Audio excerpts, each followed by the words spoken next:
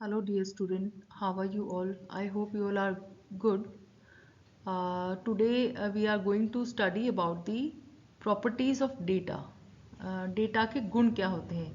In earlier video we have gone through about the definition of data and what is data. So today we will study about the properties यानी कि इनके गुण. So basically when we saw the data, so there are four important properties. Number one is amenability to use, उपयोग करने की क्षमता, clarity यानी कि स्पष्टता, accuracy यानी सटीकता और essence यानी कि सार. These are four properties which are very important, but इनके अलावा भी apart from these four properties, three more properties are also there. What are those? They are number one, aggregations यानी कि एकत्रीकरण, compression यानी कि संपीड़न और refinement.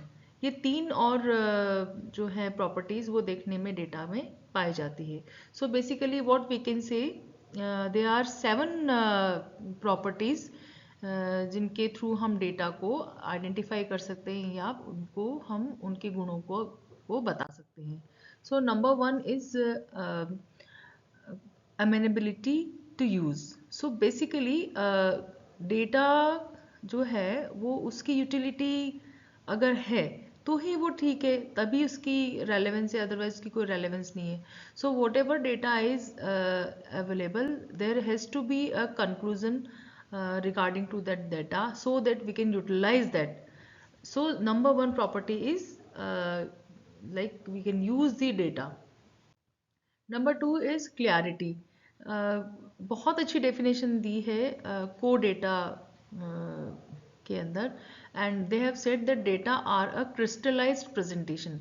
सो क्रिस्टलाइज्ड प्रेजेंटेशन का मतलब ये है कि जैसे क्रिस्टल में पूरा like through to through transparency होती है and easily we can see the clarity.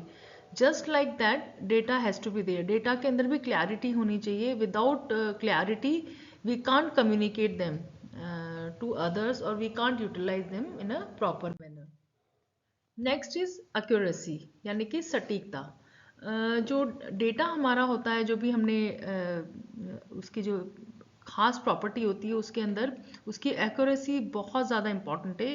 Because जब हमारा जो डेटा है वो एक्यूरेट होगा, बिल्कुल सटीक होगा, सही होगा, तभी जाके हमारा जो कंक्लूजन होगा वो वैलिड होगा.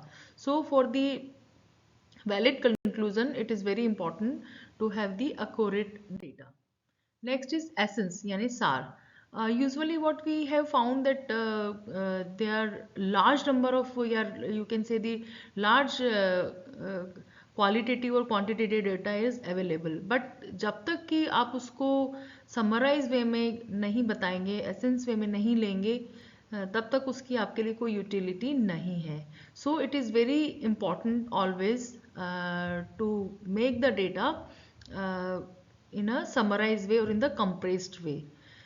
यही डेटा जो होता है जिस जो जो बहुत लार्ज क्वांटिटी वाला डेटा है वो तभी हमारे लिए यूज़फुल होता है जब हम उसको लेकर के कुछ समरी हम उसको समरी के रूप में उसको हम एक्सप्लेन कर सकते हैं या बता सकते हैं.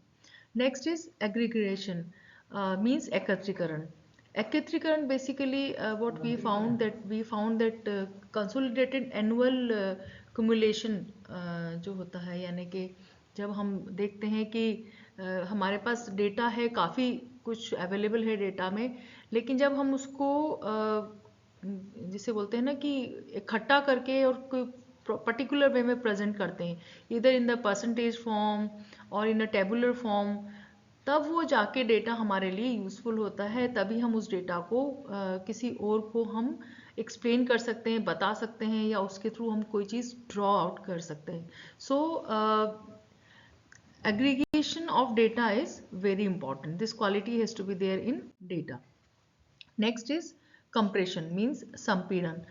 यूजुअली जो डेटा होता है हमारा वो बहुत लार्ज क्वांटिटी में होता है और उसको कंप्रेस करके मीनिंगफुल वे में मैनेज करके रखना is very important. That can be a graphical presentation also, chart form also, that can be anything, वो किसी भी तरीके से हो सकता है जो कि इस तरीके से हो कि उसको हम इजीली अंडरस्टैंड कर सकें, समझ सकें। नेक्स्ट इज रिफाइनमेंट यानी कि परिष्करण। डेटा रिक्वायर प्रोसेसिंग और refinement. When refined they are capable to leading the conclusion और इवन जनरलाइजेशन। जब तक कि हमारा डेटा डिफाइंड नहीं होगा, परिष्कृत नहीं होगा, हम उसको जनरलाइज नहीं कर सकते। तो जनरलाइजेशन के लिए बहुत ज़्यादा ज़रूरी है कि हमारा डेटा कैसा हो, रिफाइंड हो। सो ये सारी जो हैं प्रॉपर्टीज़ जो है बहुत इंपॉर्टेंट है डेटा के लिए। तो डेटा के अंदर ये सारे गुण होने ही चाहिए।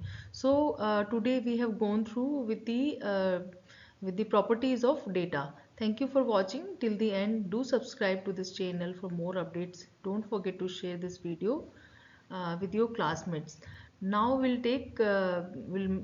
I'll show you the more presentations, more videos in next. So thank you so much. Have a good day to all of you.